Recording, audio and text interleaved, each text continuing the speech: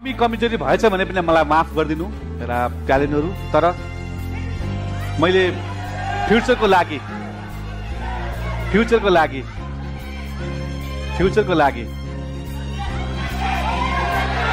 मैले अञ्जलीलाई coach Khem century फेरि पनि विवादमा तानिएका छन्। भोइस अफ नेपाल सिजन 6 का कोच खेम सेन्चुरीले फ्युचरमा भन्दै अञ्जली हमाललाई छनौट गरेका थिए। तर दर्शकहरूको प्रतिक्रिया अनुसार पर्फर्मेन्स वाइज चिरञ्जीवीको राम्रो रहेको कुरा गरेका छन्। यसले गर्दा खेम सेन्चुरीले अहिले नकारात्मक प्रतिक्रियाहरू पाइरहेका छन्।